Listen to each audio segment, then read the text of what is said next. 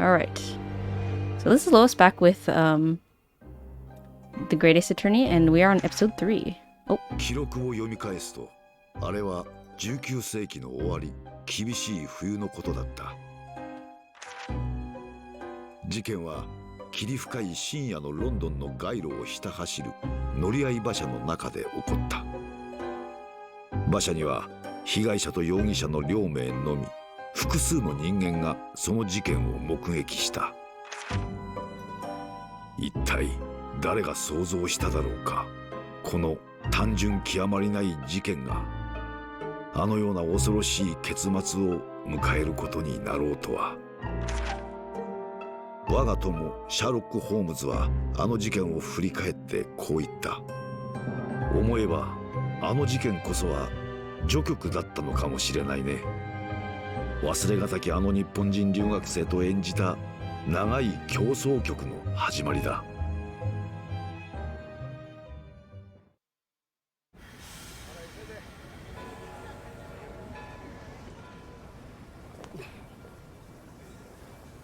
すごい。これって本当に駅なのでしょうか。駅にせよ違うにせよ、これほどの建造物は見たことがございませんね。蒸気機関車があんなにたくさん。何なんだこの国は。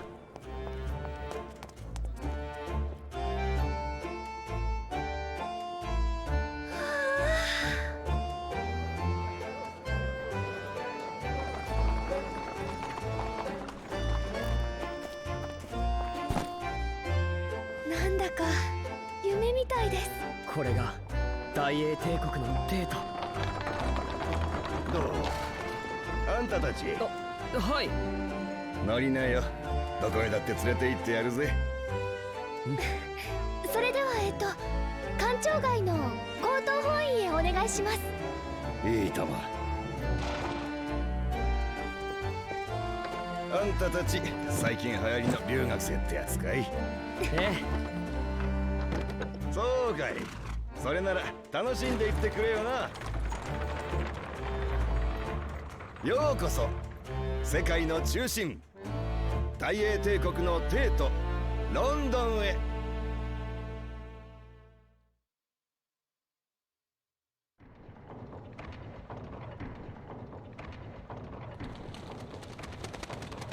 Ooh, look at those birds.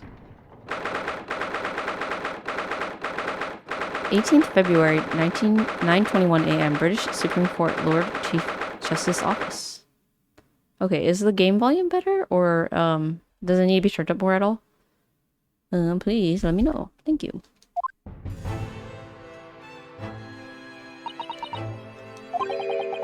What an incredible place. It's so imposing. It's almost suffocating. This place is breathtaking. It looks like a fortress. There are some stone buildings like this in Japan now, of course. They've only been built a few short decades since we opened our borders to the outside world. It's okay? Okay, thank you. An authentic example like this has a quite different impact, wouldn't you agree?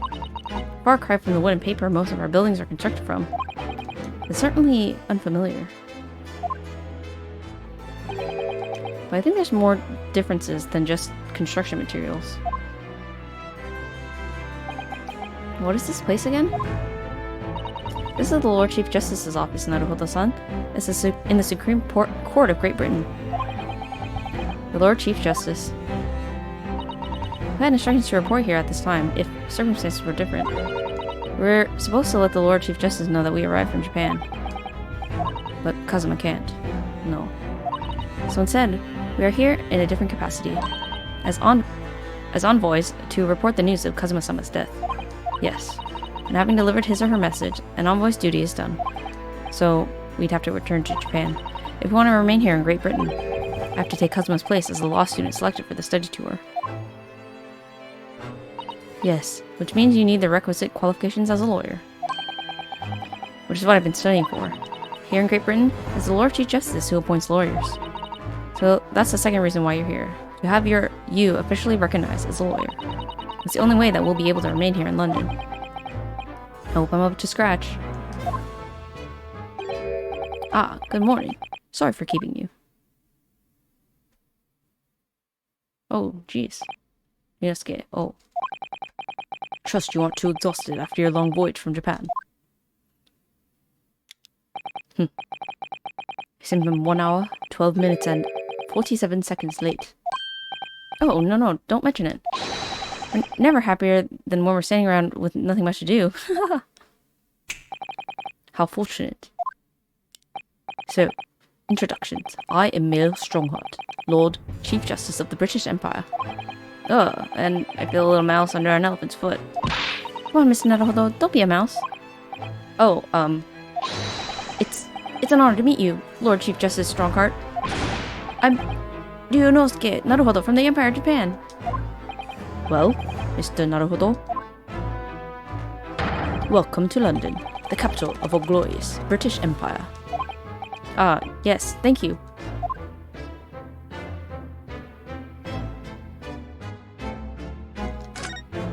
London. So, what are your impressions of our capital so far? How do you like London? Oh, help. I've been so nervous ever since I got here that I can't remember a single thing about the city. It's simply splendid. Isn't it, Mr. Naruhodo? Oh? I had a wonderful view of some London streets from the carriage on the way here from the station. Everything is so impressive and grand. I must say, I'm almost lost for words. I'm glad to hear you like it. The city boasts tramways piped water and gas, even cables supplying electricity. We spearheaded every revolutionary new technology in the world. Every visitor to London is astounded. Oh yes, astounded is the word. Thanks for saving me there, Susato-san. And everyone seems so jolly and full of vigor. Yes. There's much excitement about the upcoming Great Exhibition we will be hosting here in London. Great Exhibition? Cultural and technological achievements from around the globe are to be exhibited here in our great city. It will be the greatest spectacle of its kind in history, and will make Paris's World Fair look like a toy shop. Gosh, I can hardly imagine how magnificent it's going to be. Great Britain's capital city is nothing but magnificent. London is the center of the modern world. Even if you do say so yourself. The sun will never set on our great empire. Perhaps it is fate. Then in these progressive times, we welcome visitors from the land of the rising sun. Lord Chief Justice? I think you were expecting a student of law for the study tour, weren't you? Absolutely. A Mr. Kazuma Asugi, if my memory serves. That's right. The British government has already been telegraphed a full report on the situation. I understand the young man lost his life aboard the steamship bound for our shores. That's amazing. The news reached him before we even arrived. My country naturally extends its deepest condolences to yours. Oh, thank you. And you honored this appointment specifically to inform me of the news. Yes. We're here in the capacity of envoys from Japan to report the sad news in person. They tell me you, Japanese, are a people of protocol and courtesy, and I see that it's true. And it is with some regret that I must inform you. The death of the young lawyer means a study tour arrangement can no longer proceed. If you would just hear us out, Lord Strongheart. What do you have to say, madam? It's about the study tour. Mr. Naruhodo here would like to make a proposal. Would he now? Well, Mr. Naruhodo. This is it then. The moment of truth.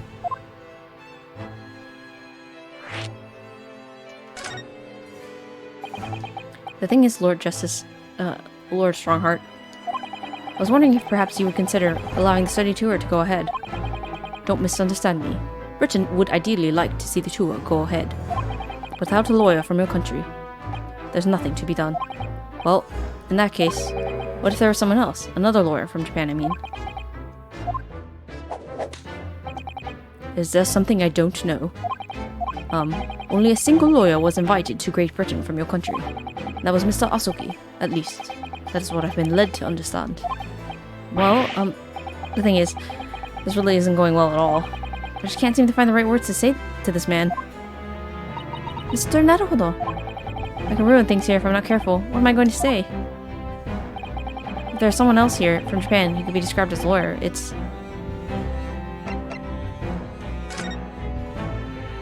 It's me. I can do it. Is that so? I mean, I don't actually have any qualifications as such, but... No qualifications, you say, and yet you still claim to be a lawyer. I've acted as a lawyer in court before. Only once, as it happens. And I had Kazuma help me, and I was the accused, but closing over the details. I've been spending every spare moment on the journey here to Great Britain studying. I've learned all about British law and court proceedings while I was on board the SS Buria. The voyage from Japan is some 50 days, I believe. Not what you might call a full education.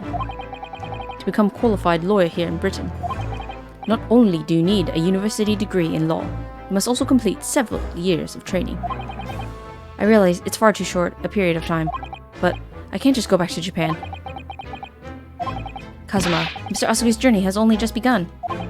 Coming here on the study tour was all he thought about. I have to carry on and do everything he planned to do. I know it must sound like I have an overly inflated opinion of myself, but I would do anything to prove that I have what it takes. Any test you care to set me. Just one chance. That's all I'm asking for. Please. 31 seconds. Sorry? Your opening statement there, Mr. Naruhodo, it was 31 seconds long. Not too brief, not too protracted. Perfectly judged appeal, I would say. Which is a skill that would stand you in a good stead as a lawyer. Oh, thanks. So, you're willing to put those words to trial, are you? Well, I'm all for entertainment. Huh? But let me ask you one thing first, sir. Yes? You say you intend to do everything Mr. Asugi planned to do. Are you firmly set on that path? Well, yes, that's my intention. I see. Am I imagining things? Or did his expression just alter a fraction there all of a sudden? Very well. You have your wish. I'll give you a chance. A test to become a specifically certified lawyer. Whether you pass or fail is entirely down to you. Really?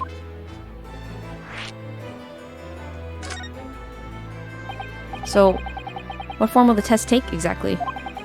Tell me, Mr. Naruhodo, what do you consider the role of a lawyer to be? Well, defending people, of course. Well said. So, let's have you defend someone. Huh? Your timing is perfect, in fact. There's an apt trial about to begin later today. No advocate has been appointed for the defense as of yet, so this will be welcome news. Today? Straight away? If you manage to secure a verdict of not guilty, you'll have passed my test. What could be simpler? How do I get myself into these situations? Well, I could ask, what sort of trial is it, Lord Strongheart?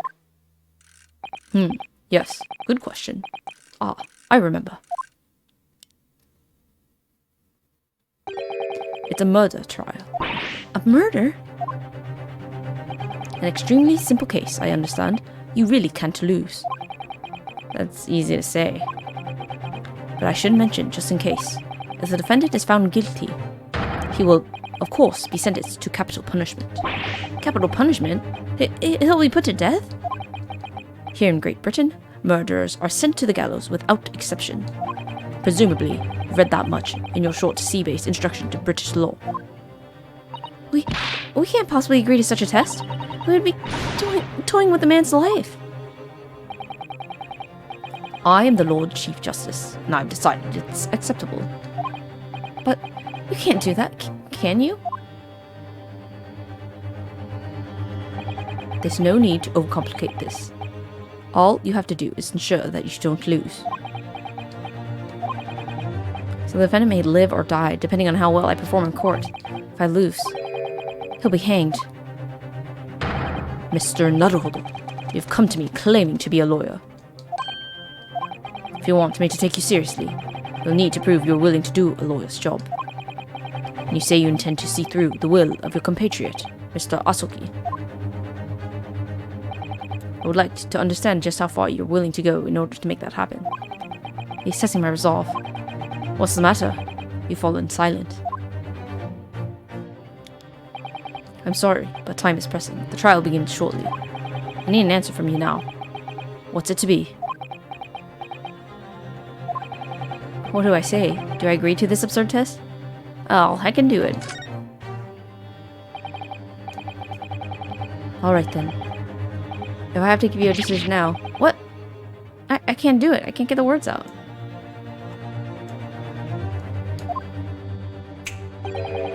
"15 seconds. Your decision making needs work if you want to be a lawyer. That was too slow.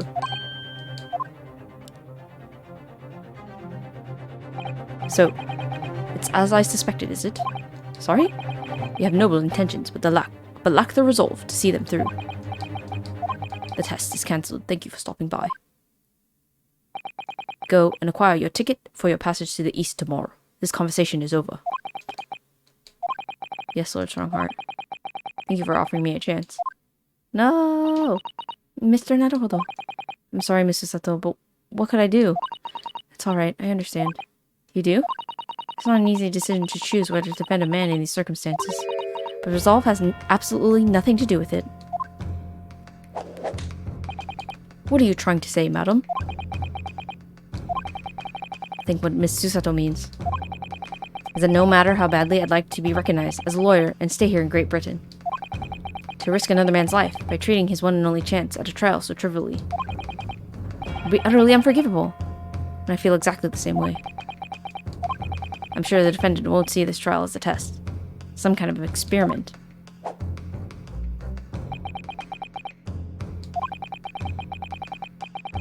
A lawyer may fight for his clients in court day after day, but for each one of those clients, the particular day they stand in the dock may be the only chance they have to fight to prove their innocence. No, I was wrong. I'm not qualified to do that job yet. I'm sorry for wasting your precious time, Lord Chief Justice.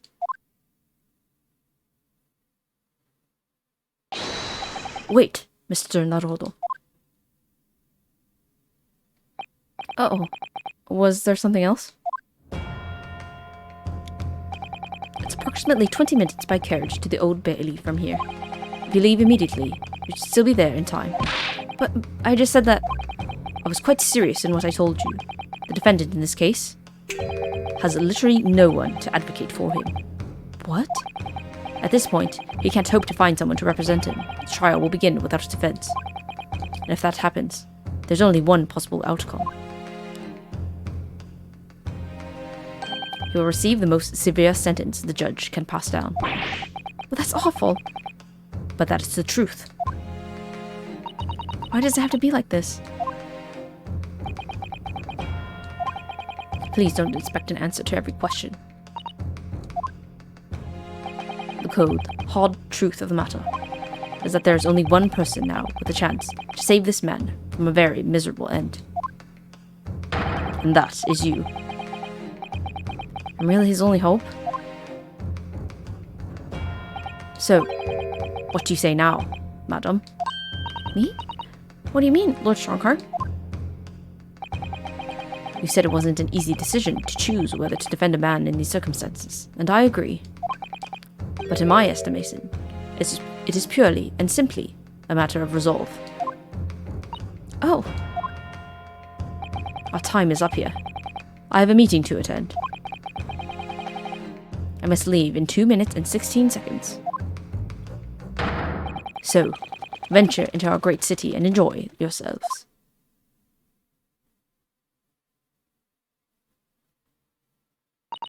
He's gone. The Old Bailey. If we're going to do this, Mr. Naruhodo, we must leave at once. Alright, let's go.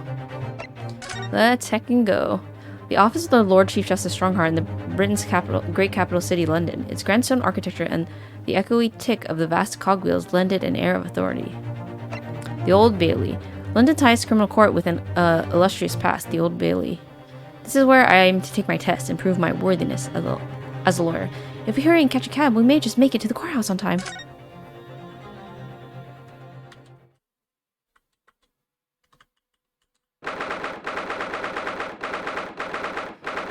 February 18th, 9:45 a.m. The Old Bailey. Defendant's antechamber. Oh, thank goodness, we're in time. There's still 15 minutes until the trial begins. I never knew a horse-drawn carriage could go so fast. I thought my teeth were going to rattle loose. Did you hear what I said to the driver when we climbed aboard? Get us to our destination in 5 minutes, driver, and there's a guinea in it for you. That's one of my favorite lines from Sherlock Holmes stories, and it worked quite perfectly. I'm not sure why you're so pleased. I thought we were going to die, and we had a big gold for the privilege. Well, at least we arrived here before the trial started. Yes, I suppose there's that. Anyway, I don't understand it. The court clerk said the defendant should be here, but there's no sign of him at all.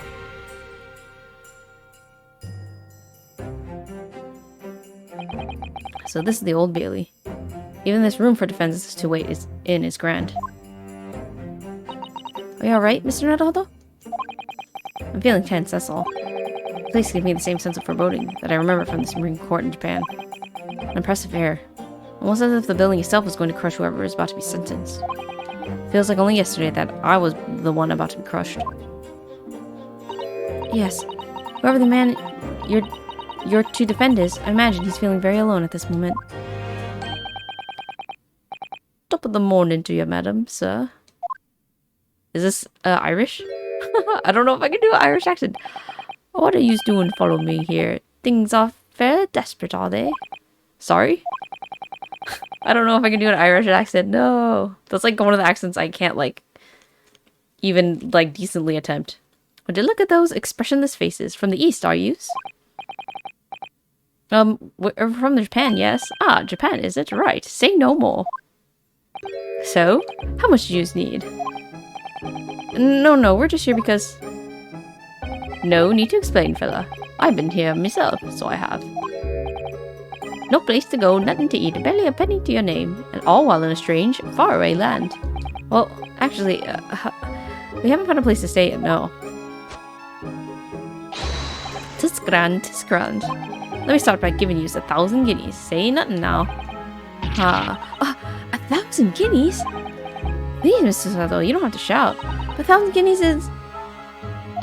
enough to build an entire mansion in the most prestigious area of Tokyo. What? This is nothing to me at all. I like to ensure I have sufficient funds to weather a rainy day, you see. I have enough wealth to buy the city of London 2 or 3 times over. Could that much rain even fall in one day? Well, even so, we couldn't possibly accept such a large sum of money. Oh my gosh. Ah! That hit me in the eye! Don't get me wrong, fella. I'm not giving it yet, no strings attached. I'll be wanting you to do something for me. Oh? To be honest, this is a little embarrassing. The trial that's about to begin, you see, is for me good self here. I'll be in the dock. So now, what I want you to do is come along with me and stand there beside me. Officially, you'll be my lawyer, but that's just a little detail now. Oh, well, the thing is, don't worry about the thing. All you have to do is stand up there next to me, nothing more. Otherwise, you see, the trial is going to start without me having any kind of representation at all. So it was true. The Lord Chief Justice wasn't just making it all up. I'm terribly sorry to have to ask, but does that mean you're the defendant in this trial? Bluster and blazes. Do yous not to know who I am, me, one of London's biggest names? No, sorry, we've just arrived in the city, you see. I see. I suppose it isn't altogether impossible. Well, just next to Hyde Park, there in the center of London, is another beautiful park. Sorry, a park? What? It's called McGilded Park. Full of blossoming flowers in the spring, and singing birds and whatnot. I donated it to the city, so I did. An entire park? In central London? A city of smiles. That's my vision for London. There's nothing Magnus McGilded wouldn't do for the city and its queer old people. That's amazing. I mean, really extraordinary. Ah, but now they've the gall to say I'm a good-for-nothing criminal. Me, Magnus McGilded. What's the matter with the London police, I ask you? Ha. Ha. Ha. Alright, don't pass out. Mr. Netherholdle. Perhaps now would be a good time to introduce ourselves while the gentleman catches his breath. Good idea. Ha. Ha. Mr. McGilded, the thing is, we're actually here in London to study British law. We're law students on a study tour from Japan, you see. Ha. Ha. Ha. So if you don't have a lawyer for the trial yet, and you'd be happy to put yourself in our hands, what was I after saying, you daft idiot? I've given you 1,000 guineas to stand up there next to me, haven't I? Well, yes, but I wasn't really offering just to stand up there next to you. Oh, I think I see what's going on here. Sorry? I know what you're thinking. This Chancellor of a fella claims to have more money than the Queen. But if that's true, why the blazes can't he hire the finest lawyer in all of England? Because he did it. That's the only explanation. Well? Well, no. Not at all. Although it is a little strange, to be honest. Why you don't have a lawyer, I mean. That would be the fault of the Reaper. Sorry, did you just say Reaper? Aye, the Grim Reaper of the Bailey, Lord Barak van Zakes. He's the prosecutor. The prosecutor is the Grim Reaper?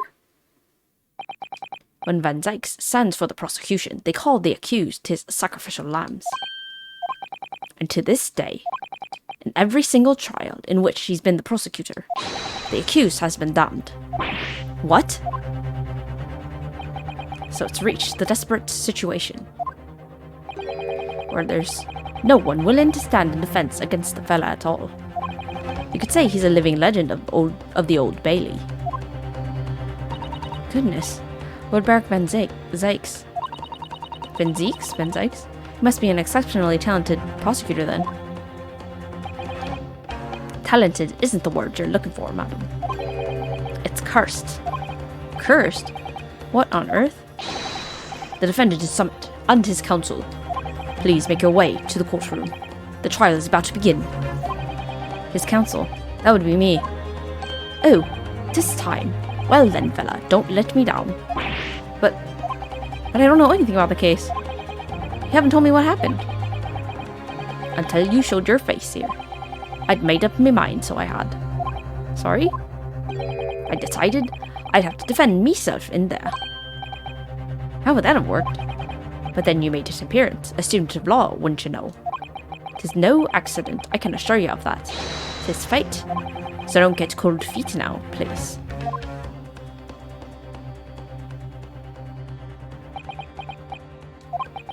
Literally know nothing about the case, or about this man who stands accused.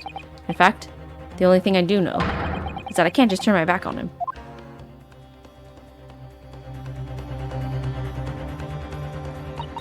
Mr. Naruhodo. Man has no one. He'll have to stand alone in that courtroom, armed with nothing to defend himself. Yes. Something that Kazuma would never allow to happen. Counsel for the defense. What are you doing? If you're late to the start of the trial, you will lose your right to stand. I'll be right there. Well, let's go. It's happening then. My first trial in a British court. I hope you're watching over me, Kazuma. Because I have no idea how I'm going to manage this.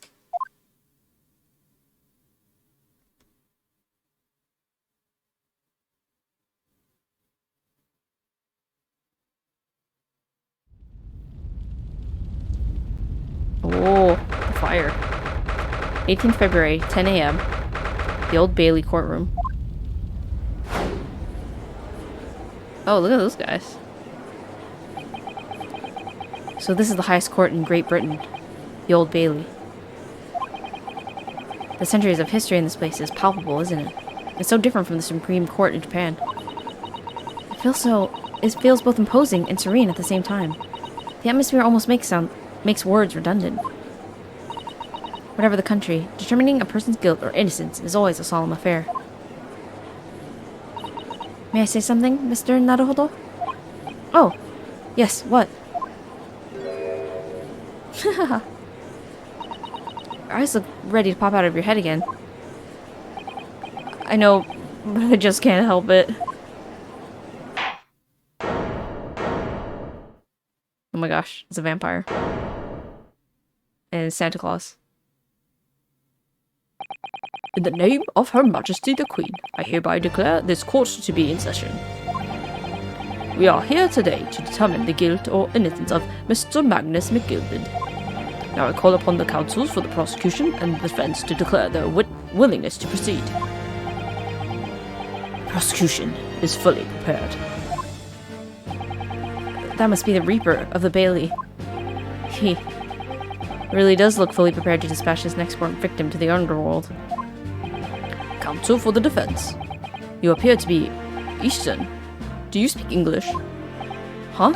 Oh, yes, of course. Sorry. But he asked if the defense was ready. And I couldn't be further from ready if I tried. Those eyes please me. Dipponese. They shroud your fear, your doubt, your trepidation. They run wild, clinging to some phantom notion of courage. The quintessential look of a sacrificial lamb. A cold shiver just ran down my spine all the way to the tips of my toes. Now, Mr. McKilded. Yes, my lord. You stand accused of murder, a capital offense. You could be sent to the gallows if found guilty. Are you quite sure you wish to entrust your defense to this foreigner? As I've always said, my lord, it is a grand thing to give opportunities to the young, even if the fella is a student from some little island off in the Far East. Is it not the British way to ignore the dangers of yourself and give to those less fortunate a fair chance? I like to think that the acts of chivalry do the great British Empire proud. Sorry, I'm gonna butcher my attempt to do Irish, like, forever, so I apologize. Listen to Mr. McGilded. What a fine gentleman London has in him. Do you hear that he donated £5,000 to the government the other day? Mother, please may we go and play in McGilded Park? It seems as though everyone in the public gallery is firmly behind Mr. McGilded. That's not only welcome news, and he certainly has a way with words. Surprised he couldn't convince anyone to defend him. Eloquently put, Mr. McGilded, in most laudable sentiments. Now, ladies and gentlemen of the jury, I'm sure I need hardly remind you that you 6 members of the public have been selected for your impartiality. Are you ready to proceed? Yes, my lord. If the task is to send rosters to the gallows where they belong, I'm more than ready. At the manor, his lordship always says we should dispose of rubbish promptly. Naturally, I agree. Ha! Any criminals here will soon be wishing they never set eyes on me.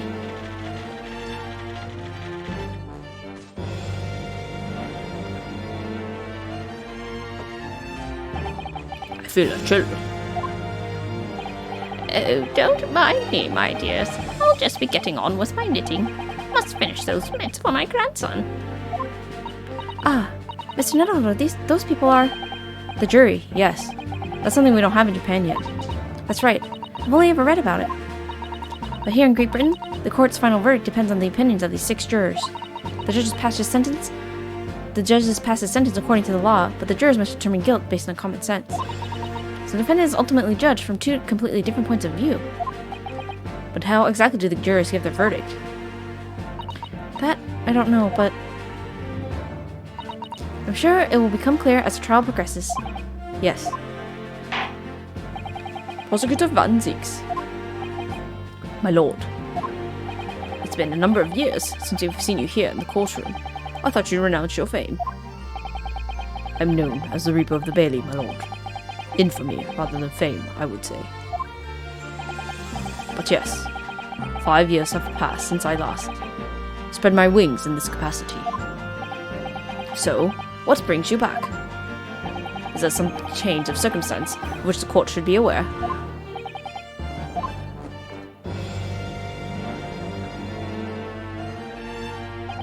I leave that to your imagination, my lord.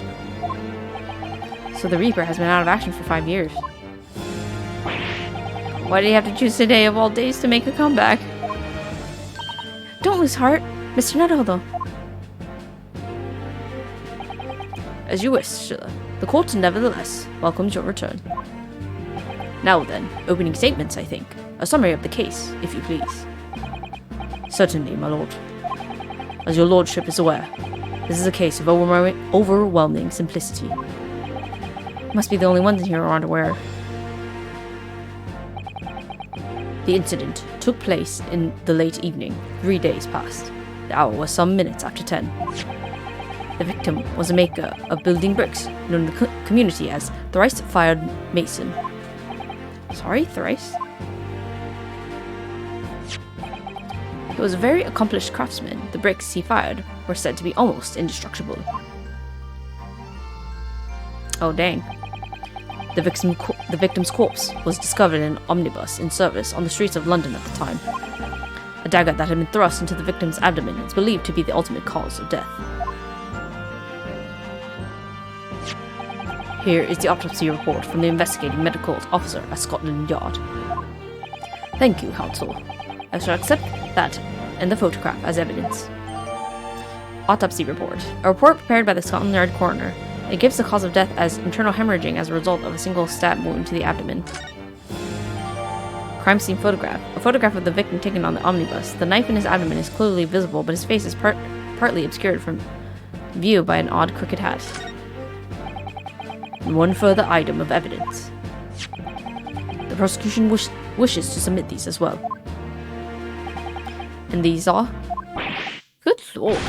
Is that blood, counsel? Yes, my lord. Seized by a policeman who arrived at the scene. These gore-soaked gloves were taken from the hands of the accused when he was arrested.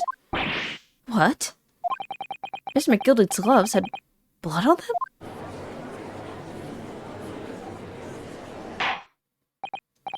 Yes, I will accept these as evidence as well. Defendant's leather gloves. The leather gloves the defendant was wearing at the time of the incident. There's a blood stain on the right glove. How did I get into this? I'm backed into a corner before I've even started. Continuing. According to the driver of the omnibus, there were only 2 passengers travelling inside his vehicle at the time. Only 2? Obviously, one of those passengers was the deceased brickmaker, Mr. Mason. The other was the accused, Magnus McGilded. Well, rather damning circumstances, to say the least. Defendant, what say you?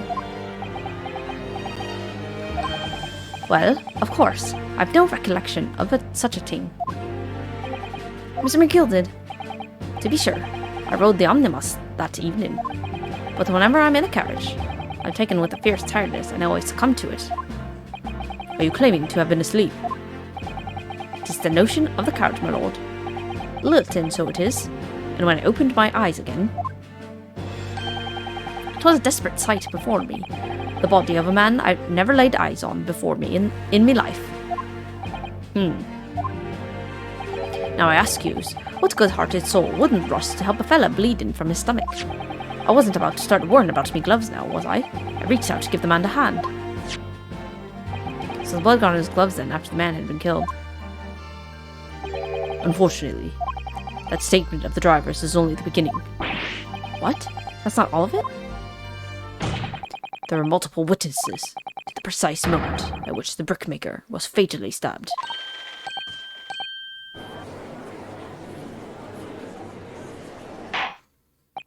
Order! Order! Order! When the killing took place, only the victim and the accused were inside the carriage, and there were witnesses to the crime.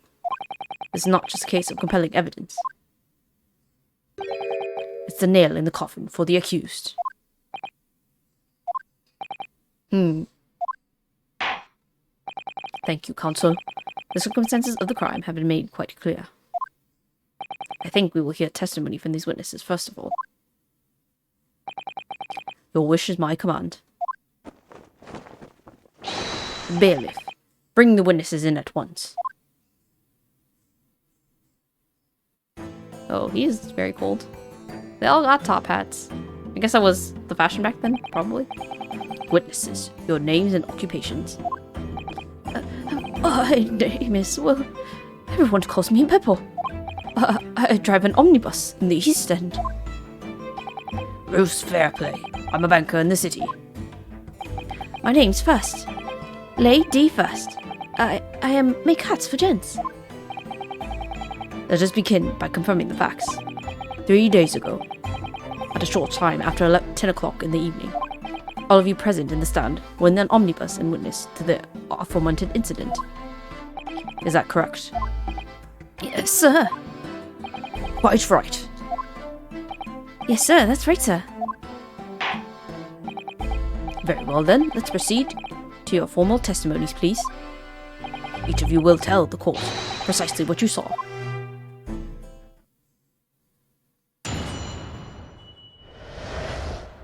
What the witnesses saw. Alright, so before we continue, I'm gonna get a drink of water really quick, because I forgot I didn't grab it earlier, so since we're gonna be reading a lot, I need it. Alright, be right back. Alright, what the witnesses saw. It was the last bus of the evening, so I had a few customers. I remember it well. The victim and the man accused of killing him were sat next to each other inside the bus. Then out of the blue, the accused just reached over and plunged a knife right into his guts. Oh, that's right. He stabbed him. I screamed, I did. I couldn't help it. As soon as I heard the scream, I stopped my bus. And then I saw it too.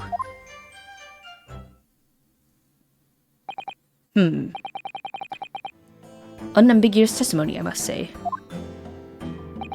Exactly, my lord.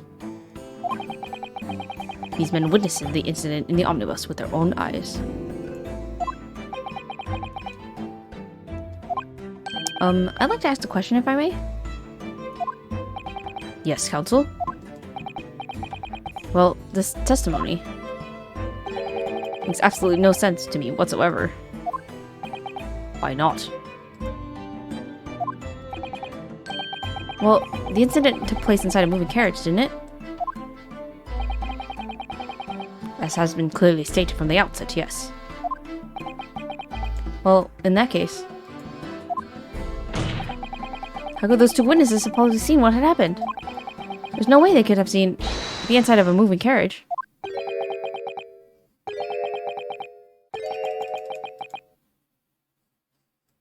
Oh no. How? Quaint. I read that civilization in Eastern Island nations were a good century behind our own. But you're here in London yourself. Are you really so ignorant about our omnibuses? Huh? Tell me, my Nipponese friend. Have you even travelled in an omnibus? Well, no. Well, we only arrived in London this morning. No matter. I've arranged for us all to see for ourselves the actual scene of the crime, that is. What do you mean? The actual scene? How? A carriage is designed to be moved, after all. Presumably you understand that much. Yes. The omnibus in which this bloody crime took place is here today, in this very building. Here? What? The entire carriage? Bailiff, bring forth the stricken omnibus.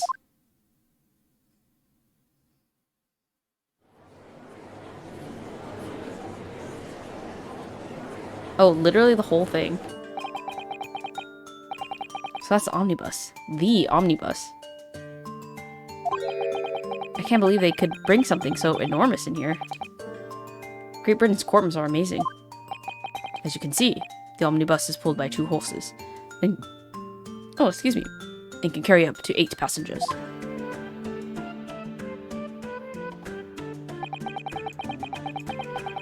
4 passengers seated inside the enclosed cabin and another 4 on the rooftop deck above. Every Londoner knows the best views of the city's architecture and sights are to be had from the top of an omnibus. And I should point out to our foreign guests that there is a skylight in the roof allowing a view of the interior from the seats above. Ah, skylight. Oh. Penny drops at last, I see. These 2 gentlemen were occupying the rooftop seats on this omnibus when the murder took place. That is how they came to witness the grim incident. Through the skylight. Ugh. That makes perfect sense. Well, counsel, this is a first. In all my years behind the bench, I've never experienced the crime scene itself being brought into the courtroom. There are a number of important clues remaining inside the carriage, my lord. I would like to submit the omnibus itself as evidence. That is the prosecution's wish.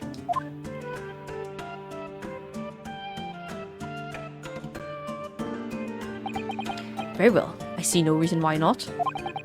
This omnibus is hereby formally accepted as evidence. Omnibus. The 8-seater omnibus that was the scene of the crime. There were passengers both inside the carriage and on the roof deck that night. I can't believe it. The entire crime scene entered as evidence? Yes. Great Britain is simply extraordinary. I could help myself a lot by giving that omnibus a thorough examination, seeing as it's here. Let us continue with the proceedings then. Your cross-examination, counsel. Pray, don't expect this nippony stray to understand the intricacies of a British court's cross-examination rights.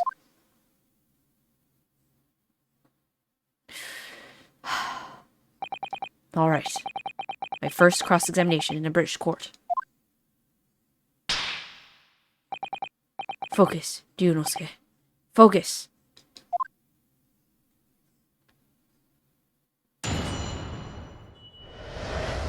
What the witnesses saw. It was the last bus of the evening, so I had a few customers. I remember it well. Yes. I think it was sometime after 10, was it? Oh, yes, sir.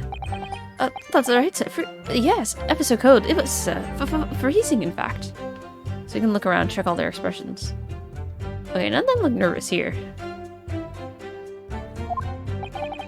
You had 4 passengers on board at the time, is that correct? Yes, that's right, sir. Not at all traveling this is the same parts of the bus, of course, though, no. And there were no other passengers when the incident took place? No one alighted, for example? You're quite right with that, sir. No other passengers like that, no. None. So normally for the scene of the crime, then. I have to say, the boss insists on running to us every evening. That last bus of the day. But I do wonder sometimes if it's altogether worthwhile. Yes. So sorry to say. What do you mean by that? Well, with it being so cold and everything, and only making 20 pence on the run, you see. Yes, I spent that much at the pub on the way home, just trying to warm up again. The victim and the man accused of killing him were sat next to each other inside the bus. And you saw them through the skylight in the roof of the carriage. That's right. When you sit up on top deck, the window is right there at your feet.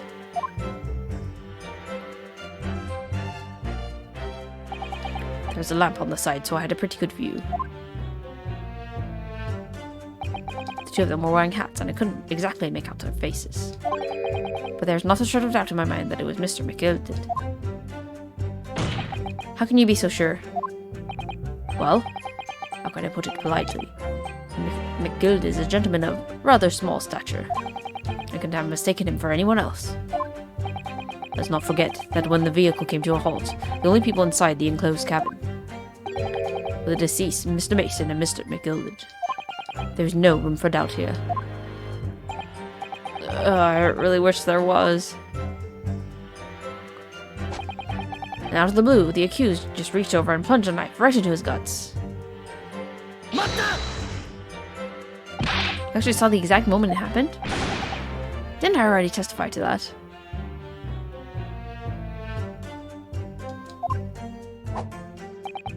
Or are there fair dinkum hard-working city bankers not all considered trustworthy these days. Oh, no, I didn't mean that. This is no good. I really got his backup. Perhaps you could just tell us... My lord. Juror number 3, what's the meaning of this?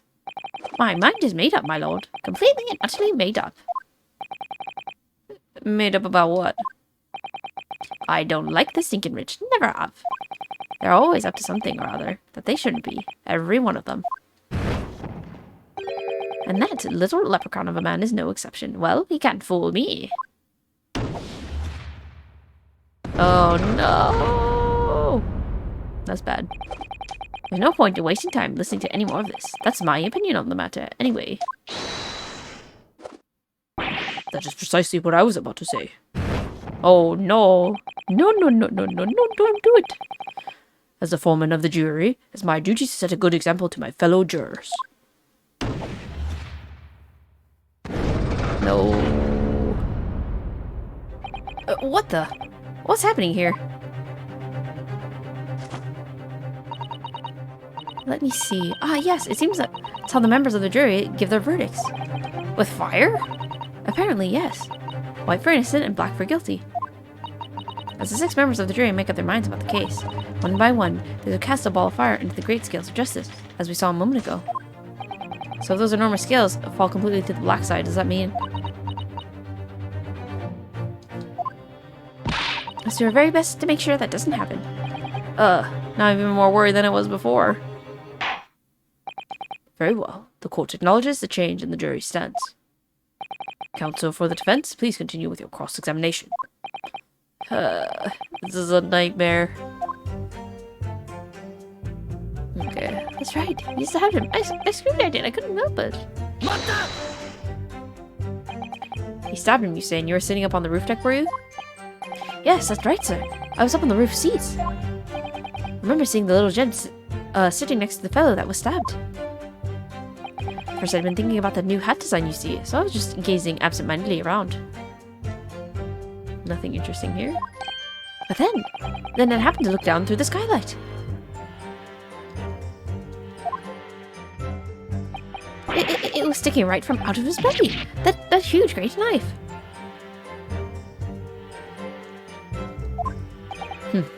A grim sight indeed. Oh, that didn't help me at all. Oh no. Jury looked like they're even more convinced than my client did than they were before. It appears to have made everyone even more dubious that Mr. McGilda is telling the truth. We only had some evidence to counter their suspicions. Mr. Fuss. Yes, sir? Is this the knife you saw? Oh, good grief, yes, that's it. The very one, sir. Is that? Yes, the counsel. This is the blade that was driven into the victim's belly, like a stake through the heart. That is a blade of considerable size, counsel. It is, and furthermore, the scabbard is emblazoned prominently with a certain initial. The letter M, which seems oddly familiar. Please no. M for Magnus, perhaps, or McGilded, possibly. Take your pick. It seems this particular big name in London made a magnificent mistake. But there are M's everywhere. Yes. Like in Mason. This blade is far too extravagant for a poor brickmaker to have owned. No. This weapon of murder almost certainly belongs to the accused. Not conclusive, but certainly compelling, counsel. Murder weapon, the largest knife that was found lodged in the victim's abdomen. Its quality and fancy ornamentation suggest it must be quite valuable. My lord, if I'll give the interruption. Juror number 2, go on. Mr. McGilded is a pillar of society and a gentleman gentleman's word should be a saint. However, those of us in service know we must accept hard truths. Wait, what are you about to do? Dispose of the rubbish.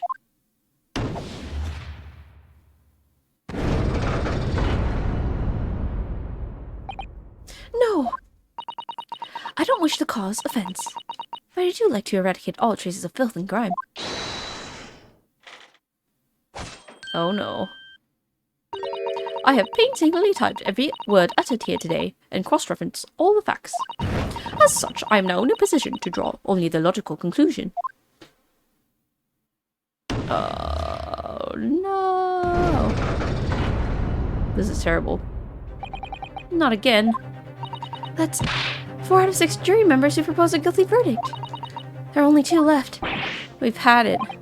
Every time I press these witnesses for more information, I just make the situation worse. Nevertheless, what we need more than anything at the moment is more information. We're still very much in the dark. I suppose I'll just have to keep pressing the witnesses, just knowing that more sparks may well fly. I'm listening to hope that we'll uncover something that will give us a way to fight back. But... Alright. I'll keep trying. I can't give up. I just need to keep calm and listen to the witnesses' statements again.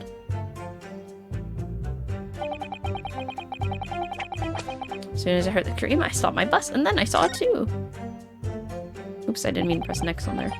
Alright, so when it happened, only 2 people in the close cabin were the victim and the defendant. And so help me, 3 whole people witnessed the man I'm trying to defend do the deed. I don't like to be pessimistic, but we do seem to be in a rather difficult situation here. Ugh. What am I supposed to think here? Mr. McGilden really innocent? Or could it be? But before we jump to conclusions, our first task should be to gather information. We need to understand the case much better than we do at the moment. Yes, you're absolutely right. Let's listen to those witness statements again. A little more carefully this time. Okay, so I think the last one we didn't check. Okay.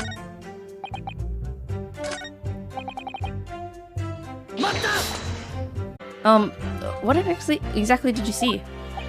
Oh, well, sir, that would be the passenger, sir. Yes, collapsed on the floor, he was.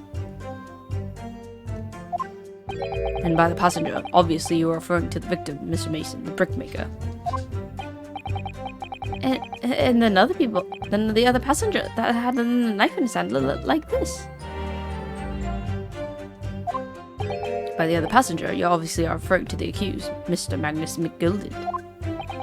And then he plunged down like this, stabbing the other passenger in the belly. What? My lord, I wish to speak. Yes, juror number 5, do I take that you, too? As the master of the Lord Guild of Coachmen, the idea of murder being committed in one of the city's carriages utterly abhorrent to me.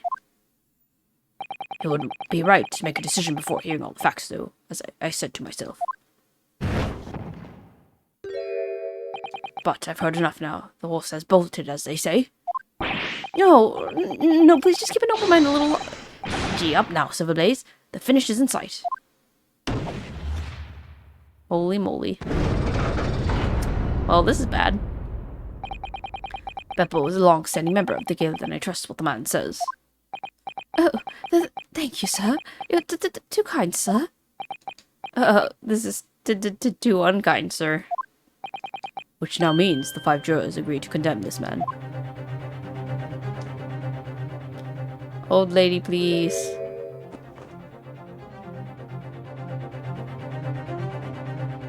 Madam Juror number 6. Yes, dear. What can I do for you? You have heard the testimonies of the witnesses in the stand. Oh, yes. I certainly have. Still got my hearing, you know. Then pray tell, why are you yet to pronounce your leaning?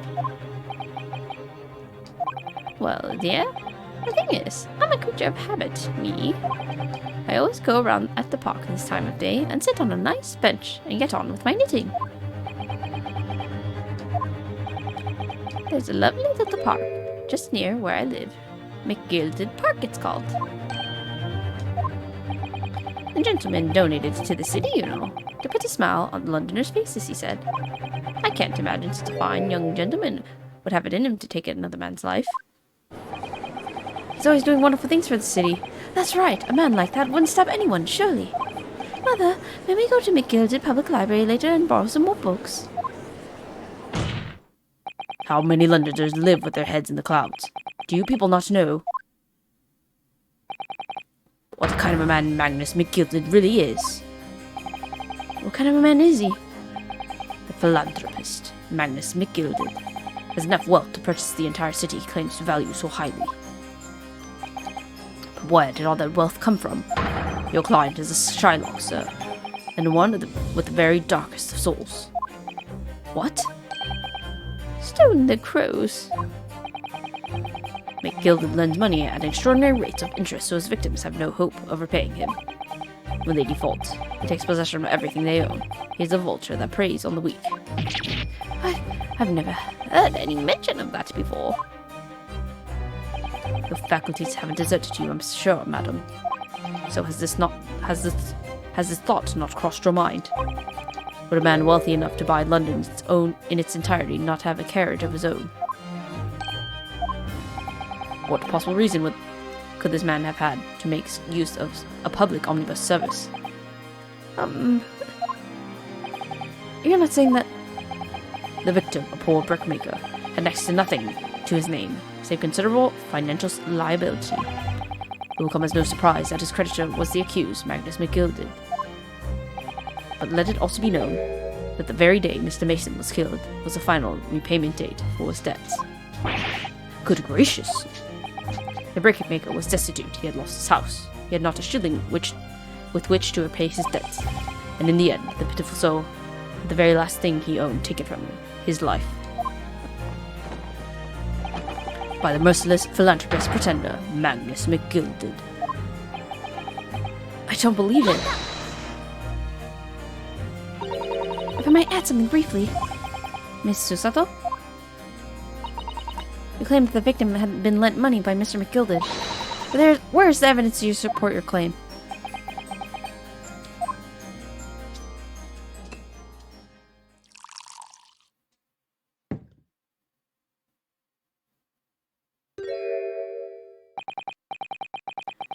Pray forgive the discourtesy of filling my hallowed chalice in a court of law.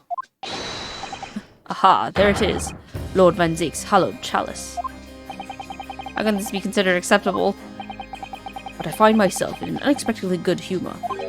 I had heard ladies from the Far East could show great courage, but I didn't expect to experience it myself. As judicial assistant to the defense, I'm simply doing my job. What a pity that your display of courage is in vain. This is a debtor's ledger, which details all the monies loaned by the accused. You'll find the victim's name clearly recorded inside. Oh. Allow me to present this ledger as evidence. And pray forgive the discourtesy of raising my chalice in a toast to the enigmatic East at the same time. A marvelous toast, counsel. I will gladly accept this new evidence. The debtor's ledger, a catalogue of people who had borrowed money from the defendant at a high rate of interest. It includes the victim, who owed 20 guineas.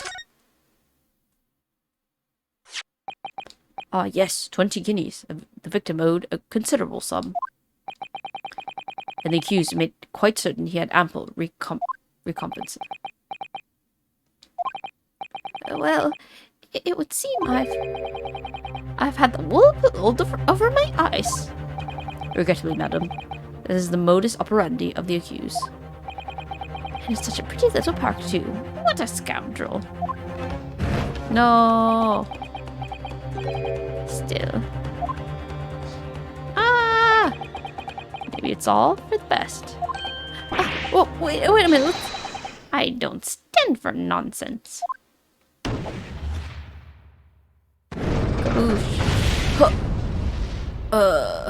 Dang.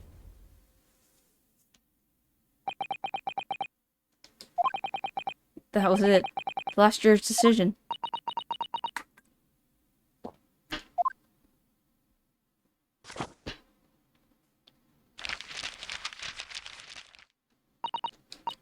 According to this encyclopedia of British law, when all the members of the jury had concluded that the defendant is guilty, court proceedings are suspended and the presiding judge will deliver the final verdict and sentence.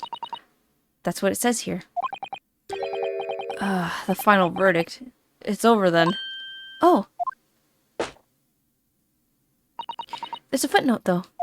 A footnote? However, the defense... All 6 members of the jury are now in agreement in this case.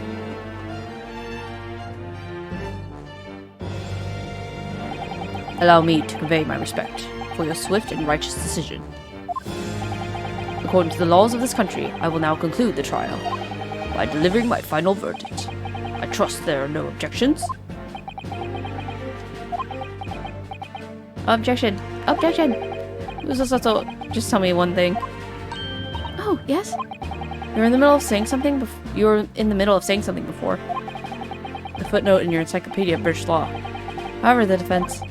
What did it say next? Oh, yes, of course. One moment. When all members of the jury have concluded that the defendant is guilty, court proceedings are suspended and the presiding judge will deliver the final verdict and sentence. Then the footnote says, however, the defense has the right to demand a summation examination of the jurors at this point.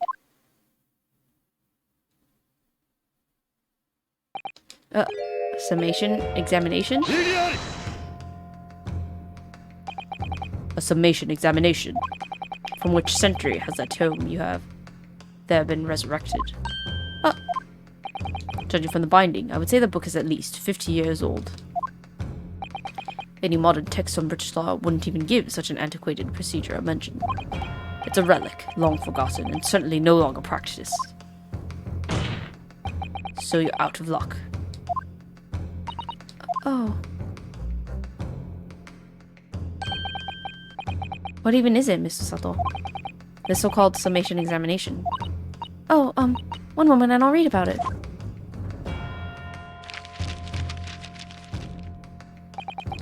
You would demand the right to a procedure before you even understand what it entails. Typical Nipponese. Alright, Mr. Nadahodo, I think I understand. It seems that under this procedure we would be able to appeal to the members of the jury. To do what, exactly? Appeal to them to change their leaning and reverse their decisions. And here, it says here that, if successful, the proceedings of the trial must be resumed. Make them reverse their decisions. Yes, in times gone by, barristers would use a summation examination to attempt to influence the jury's decision. But that procedure became something of a formality, with no practical benefit, really. So it rather fell out of use. I wonder why. Because it was devoid of purpose. Changing just one member of the jury's mind would be hard enough, let alone several. No self-respecting defense barrister could even assert his right to try in this day and age. Still, I don't see any mention of the procedure actually being formally revoked. What are you suggesting? I'm suggesting that, although it may be antiquated and largely forgotten, it isn't yet extinct. What do you think, Mr. Naruhodo?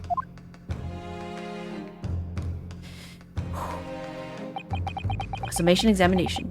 My last possible option. Do we assert our right to carry it out? Assert our frickin' right. Demanded.